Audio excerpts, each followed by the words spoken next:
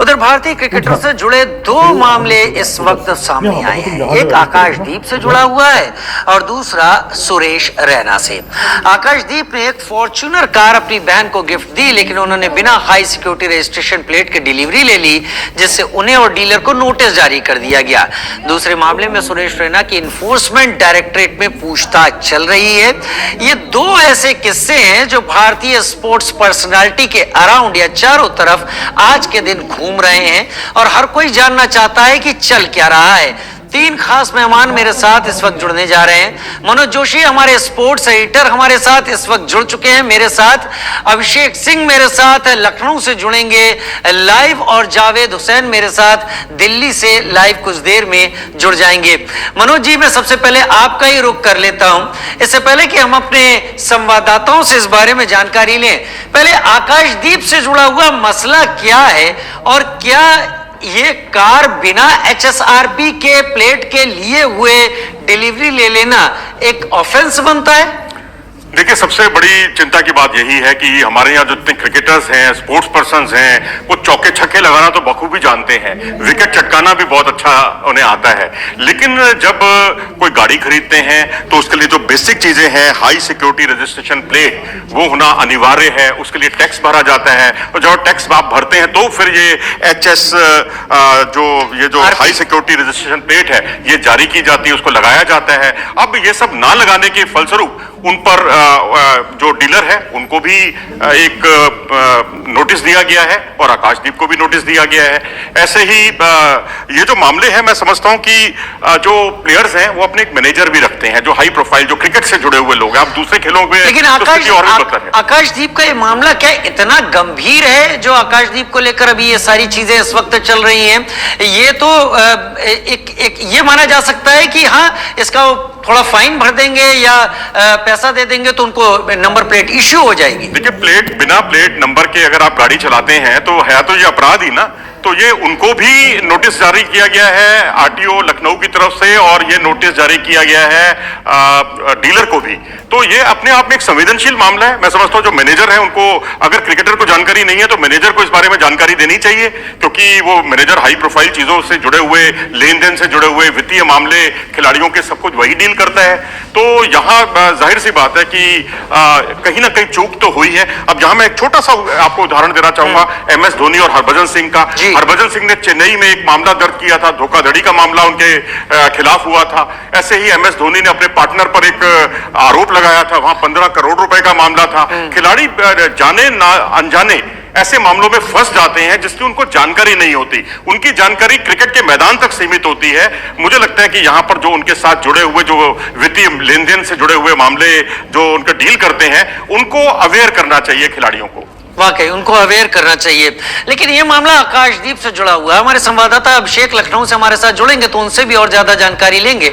लेकिन फिलहाल जो सबसे चर्चा में है मनोज जी, और इस पर मैं आपसे विस्तार से जानकारी जानना चाहूंगा, सुरेश रैना एक ऐसा प्लेयर जो लेफ्टी है, जिसके शॉट्स, जिसके खेलने का अंदाज क्या भारतीय टीम में हो या फिर IPL के दौरान चेन्नई सुपर किंग्स के साथ हो, हर कोई देखना चाहता था।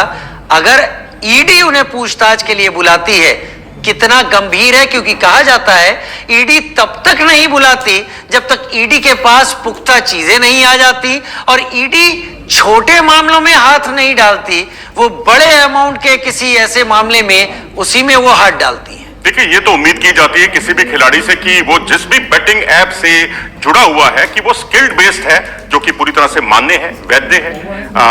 आप देख सकते हैं तमाम इस तरह की गैम्बलिंग को ज्यादा, जुए को ज्यादा प्रमोट करती हैं। इसके बारे में जो महीन सा जो अंतर है वो पता होना चाहिए कि क्या स्किल्ड बेस्ड है, क्या स्किल्ड बेस्ड नहीं है। तो यहाँ खिलाड़ियों को कई बार इसकी जानकारी नहीं होती। अब ईडी ने जो उनसे आज पूछताछ की है, उसके सवाल ही कुछ इस तरह के हैं कि मसलन जैसे कि जिन प्लेटफॉर्म्स को आप एंडोर्स कर रहे थे वो जुआ संचालन से जुड़े हुए थे। भारतीय कानूनों में इसकी आपको जानकारी थी या नहीं थी? जिन साइट्स का नाम लिया गया, उनका कॉन्टैक्ट एग्रीमेंट और जो लेन देन हुआ, वित्तीय लेन देन, वो आपको किस माध्यम से उसका पैसा दिया गया। इसके अलावा क्या आपको भुगतान, क्या आपके एग्रीमेंट से पहले बेटिंग प्लेटफॉर्म की कानूनी वैधता के बारे में आपको जानकारी थी, आपको इस बारे में कुछ बताया गया था, ये कुछ सवाल थे। और स्किल बेस्ड, जैसा कि मैंने कहा कि स्किल्ड बेस्ड गेमिंग और जो जुए जैसी चीजों को जो प्रमोट करती हैं, उसके बारे में आपको अंतर पता था या नहीं पता था? अगर पता था तो आप इससे क्यों जुड़े? ये कुछ सवाल जो है आज उनसे किए गए हैं इस बारे में, और इसका उन्होंने आज जवाब भी दे दिया है। और इसके बारे में अब ईडी की रिपोर्ट और जो हमारे संवाददाता है जो फील्ड पर है वो इसमें बेहतर बता पाएंगे। नहीं, आप बात सही कह रहे हैं। क्या वो जानते थे? अगर उन्हें इसके लिए भुगतान हुआ तो किस तरीके से हुआ? बैंक अकाउंट में गया तो किस अकाउंट में गया? कितना भुगतान था? क्या कैश दिया गया? कहां पर मुलाकात हुई थी? और क्या क्या किया? और क्या वो जानते हैं? और कौन लोग थे? बहुत सारे सवाल हो सकते हैं। मैं जावेद का रुख करूंगा क्योंकि यह खबर सबसे बड़ी होने वाली है। अगर स्पोर्ट्स के लिहाज से देखा जाए, सुरेश रैना को क्वेश्चन करना, उनकी क्विजिंग होना। जावेद, डिटेल में बताएं, ये मामला किस ऐप से जुड़ा हुआ है? इसमें क्या सुरेश रैना का रोल था? क्या शक है ईडी को? क्या पूछताछ? जावेद। देखिए राजीव, करीब 4.5 घंटे से ज्यादा का समय हो गया। इस वक्त सुरेश रैना ईडी दफ्तर में ही है, ईडी हेडक्वार्टर में ही है। उनसे लगातार पूछताछ की जा रही है और ये तमाम पूछताछ जो है प्रिवेंशन मनी लॉन्ड्रिंग एक्ट के तहत पूछताछ की जा रही है। क्योंकि 1xBet जो ऐप है, गेम ऑनलाइन बेटिंग ऐप है, इस ऐप में किस तरीके से सुरेश रैना को इन्वॉल्व किया गया, कैसे वो इसके प्रमोटर बने, कैसे उन्होंने इसको ऐड किया और उसके बाद ये एम्बेसडर बने, इसके बाद किन लोगों ने इनसे इस बारे में इनसे कांटेक्ट किया।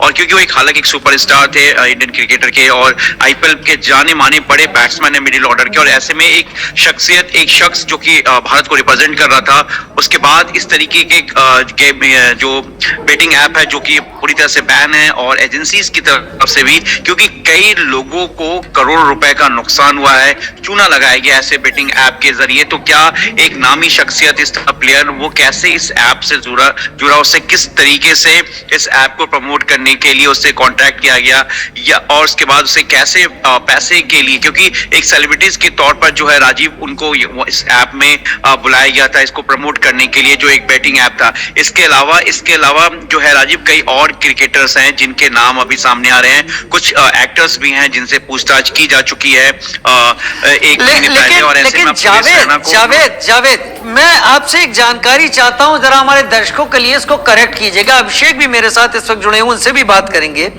जहां तक 1xBet की बात है, क्या ये भारत में लीगल नहीं है? मेरी जानकारी जो मुझे मिल रही है, ये लीगल प्लेटफॉर्म है, और लीगल अगर प्लेटफॉर्म है तो सुरेश रैना गलत कैसे हो सकते हैं, ये भी समझाइए।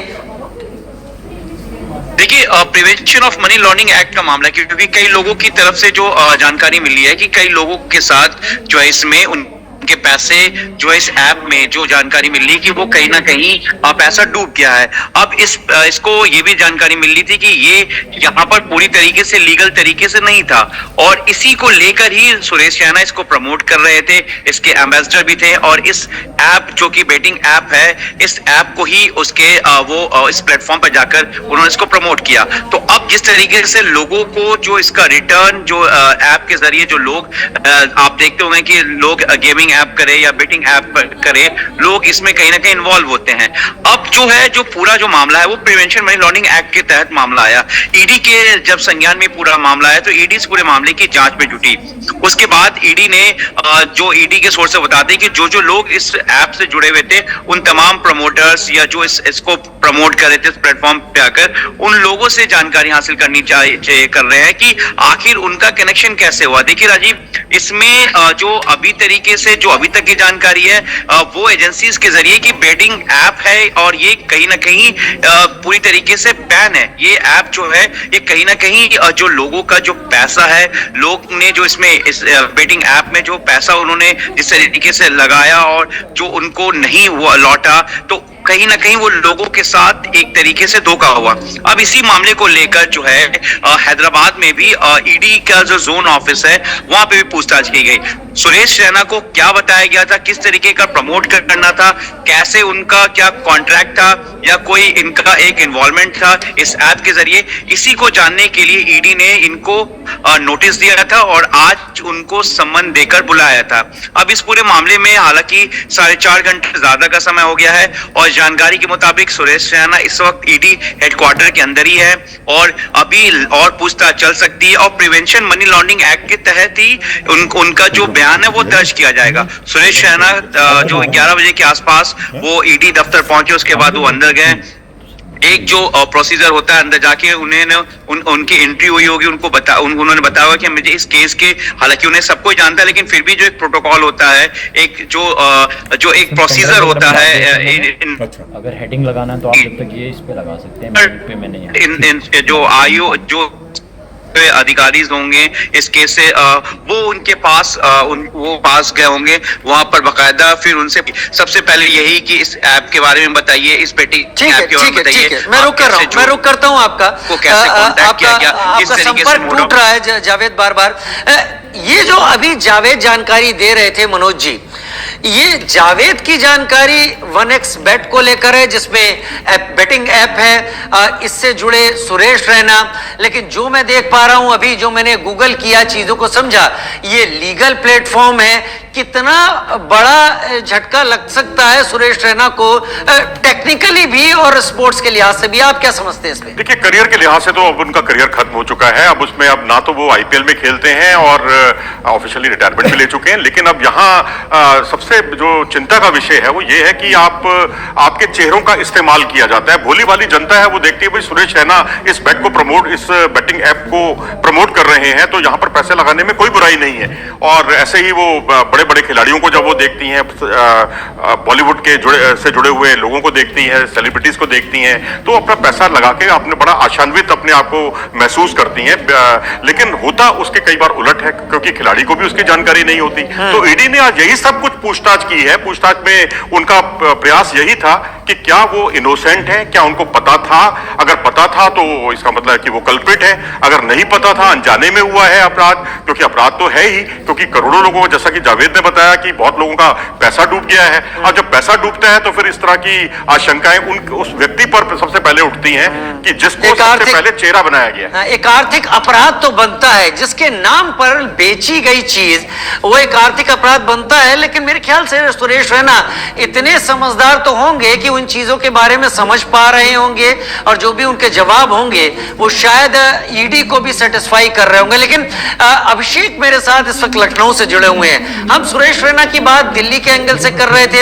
अभिषेक, अभी मनोज जी से बात हुई इससे पहले जब आप हमारे साथ जुड़े नहीं थे, ये आकाशदीप के साथ जो कुछ हुआ है, क्या ये बाय मिस्टेक हो जाता है या आकाशदीप ने जानबूझकर लापरवाही बरती इस पूरे मामले में? मैंने अप्रूव कर दिया। पूरा मामला आकाशदीप की गाड़ी लेना, उसे खुशी में या फिर लोगों से अपनी खुशियां बांटने के लिए उसका फोटो पोस्ट करना, उनकी बहन का उसको फोटो को पोस्ट करना इंस्टाग्राम पर, सोशल मीडिया के जमाने में, ये अलग बात है। लेकिन आजकल के दौर में जो शोरूम्स हैं जहां से ये गाड़ियां खरीदी बेची जाती हैं, वहां पर गाड़ी अगर आप खरीदते हैं तो हाई सिक्योरिटी नंबर प्लेट, यानी बिना रजिस्ट्रेशन कराए गाड़ी शोरूम से बाहर नहीं जाती, टेम्परेरी नंबर प्लेट दी जाती हैं और तभी ये गाड़ियां यहाँ से बाहर जाती हैं।